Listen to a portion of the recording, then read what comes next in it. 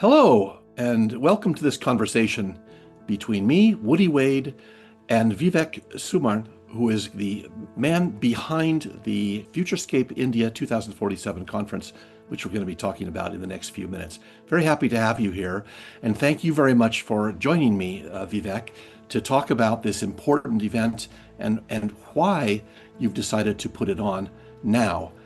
Tell us, before we get into that, tell us a little bit about yourself. You've got many years of experience in this field of sustainable finance. And so you're very up to date on the status of the energy transition going on in India, which of course is not just one big transition, but many. And how exactly does your background fit into concept that you've put together for this big conference coming up on December the 4th and 5th? Hi, Woody, and hi, everyone. I'm Vivek Suman. Thank you very much for introducing me, Woody. I'm the CEO and founder of M&A Experts International Private Limited, based out of Bangalore, and a proud creator of ESG Mastery Institute, which has launched this two-day event in December 2025, 5th and 6th, to be exact. As you said, my experience, which is there in investment banking for last 21 years, I worked in this space as a transaction advisor, CFO, and I have been in front row seat dealing and shaping industry and futures. My core passion is driving today next wave of business where sustainability and smart finance coverage comes into play. As an advocate of ESG voting, specifically ESG investing, I believe real progress happens when we blend sharp strategy and human value together. Today, I'm very excited to sit with you and share my mission for this Futurescape 2047, which we are introducing as a two-day event in sustainability and sustainable finance, which we want to see would accelerate India transition to a global benchmark in sustainability through knowledge, collaboration, and transformative action. And let me just reiterate the dates, the 5th and 6th of December. I misspoke in the introduction. I'm sorry about that. But it is a two-day event, so that's the important thing. Over a couple of days, there will be a lineup of speakers to elucidate what's going on in their particular segments of the Indian economy in terms of a transition towards a more sustainable future. Isn't that right? Have I got the general gist correct? Yeah, absolutely. You're right. It's 5th and 6th of December 2025. Right. Now, tell us about how you had the idea for this conference. Conference organizing is not something that the ESGPro Mastery Institute does on a daily basis, right? Indeed. What was it that spurred you to think of this idea? Very good question. Actually, our day-to-day work is doing advisory consulting, exactly like you, Woody, in sustainability finance and helping companies and corporates to transition and get those funds which are available. But what I have realized over the last 3-4 years working in this space, specifically in India, India stands at historic energy crossroad today. We are transiting from one of those energy system which is now rudimentary and as well as not helping planet at all. This summit is all about navigating the risk and unlocking that growth potential for India, which we needed today in transitioning from fossil fuel driven energy mix to renewable, nuclear, hydrogen, and innovative low carbon pathways. And that's the foundation for this program. When I saw that many people are trying, but unfortunately, either they are missing the human value out of it or the energy mix sudden transition in this segment will brought a lot of disturbances in existing structures. So as a founder of ESGPro Mastery Institute, which is in training and consulting of ESG, our mission is to create and highlight this perspective that transiting from fossil fuel to renewable looks like an easy journey, but it's a pathway which will have a lot of roadblocks.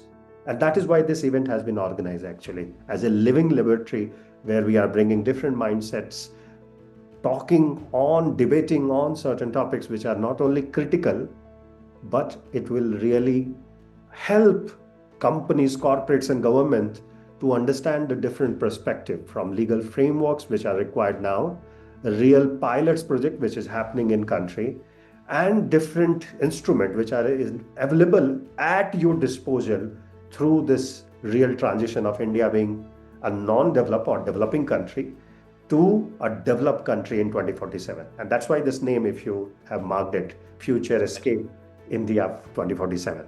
Right, right. I mean, this would be a key event in the history of the country. After 100 years of its independence, it actually would become not just net zero, but actually be having fully transitioned to a renewable platforms. You mentioned human value before. I thought that was an interesting element. It gets missed a lot, I believe, because people talk about the energy transition in different countries, and it always seems to be about technical issues, sometimes legal roadblocks or obstacles or challenges, let's say. But you very rarely hear anybody talking about the impact that these things will have on us as human beings living in India. So what can you say about that, and how will the conference actually address that? So as we are aware, energy transition can be done at very fastest pace, where you just shift from closing down all your fossil fuel based thermal power plants to gas based or nuclear based or renewable energy based. But what people do not consider in this transition is a part called nowadays just transition, right? Which means making India shift to clean energy, which should be fair and inclusive for all, right? Today, even our government says "Sabka Saath, Sabka Vikas" in Hindi, which means that inclusive growth, what we want. We do not want any strata of our population to be left behind. Mm-hmm. As you are aware that today, if electricians, electrical engineers do not upskill themselves with new technology, which are anyways coming right to us in this transition process, they will be left behind the curve.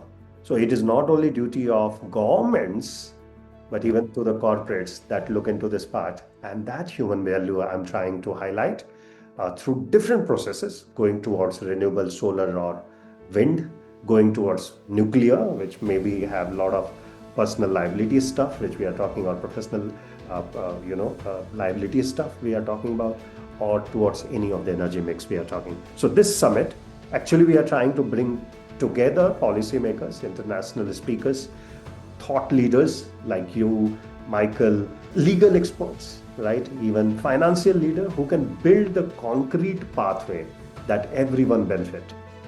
Right. Balancing economic growth with social responsibility. That's what human values I'm talking about, actually. Interesting. So it's also about how these things will affect things like employment and the general well-being of the population of India, then, right? So it's not just a question of making this technological leap, but of all of the different effects that it will have in a positive way, in a very beneficial way for the people of the country. So that sounds like a very interesting mix for us to be discussing in these 2 days. Can you tell us about any of the specific speakers that you want to mention or want to highlight? So we have altogether complete set of speakers from different themes to different theme, but few speakers that are very interesting to see in our 2-day conference would be Achyutanand Das, who is one of the well-known speaker, spoken in US, America, different countries, and even in India. He takes a subject on sustainability and well-being. He is going to talk in our event about how a mindset is very important to create sustainable living apart from sustainable development. And that insight will be quite interesting for a lot of you who thinks that it is only a stress job to get engaged in such kind of events. So it will be very interesting, and that is because we are looking forward to. Apart from that, we have head of carbon credit, or he is the CEO of one of those carbon credit companies which are engaged in developing carbon credit, selling onto the market. So separate segments, clear identified speakers, adding a lot of value. Apart from that, of course, we have on the sidelines a lot of training happening, workshops happening, right? One of the workshop even you are doing, Woody, we will be talking about that as well at a point in time. Right. We are doing those kind of workshop where people can come and feel that how they can get involved in this area, upskill themselves as a professional, as a leader, and get benefited from this particular ESG transition, which is happening in India in their process or in its process of becoming a developed country in hundreds years of our independence. Right. Well, it sounds like the program actually covers quite a lot of the elements of this transition from all kinds of different interesting angles. And just to remind everybody, it's actually taking place online and also in the physical world in Bangalore. Maybe you could tell us a little bit about where that's happening? Thank you. Yes, it is online and offline, both mode, because there is a lot of training also happening. So a lot of people will be interested in those segments. So we kept it online and it will be live, broadcasted. A place we have selected is one of the most prominent institute in Bangalore, which is PES University, well known for its, being top ranked in specifically in this state of Karnataka in Bangalore. And also they have a sprawling 3 campuses in Bangalore itself. So we are doing this event in one of their headquarters in Bangalore Banswari campus. Beautifully sprawled. We are expecting so many people to come there. We have a very good campus. Go to our website and check that. The auditorium is really well equipped to handle such kind of events.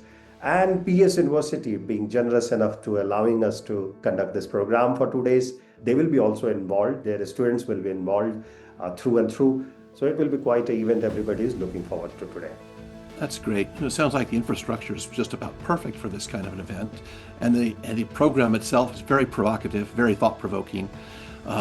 So it's not just a question of informing everyone about what's happening, but also asking the right questions about whether the mindset is prepared for the big changes coming about in the future, which touches a little bit on what I do, which is scenario planning. And you were kind enough to mention that I'm going to be doing a training in the program. Not much I want to say about that at the moment, other than the fact that it's a technique for thinking about alternative ways that the future could develop. And more about that we'll talk about in another occasion. But for now, I think this has been a really great introduction to the program, to the reason why this is so important right now, Vivek, and why you're the right person to make this happen with your experience and with what you do and what you focus on in your professional life outside of organizing conferences like this, which is a new thing for you. And it just sounds to me like it's all lined up to be a very big success. And I think that on that note, maybe we'll call it a day here. But I wish you and the whole lineup of speakers great success. And for all of you out there listening, I hope that you have an opportunity to attend either in person or online, because this is going to be an occasion to really learn about all kinds of advances that are being made and advances that still need to be made, and how we can help make that happen. So on that note, thank you very much for joining me, Vivek, and I appreciate your time, and I wish you lots of luck. Thank you very much for inviting me, Woody. Appreciate that.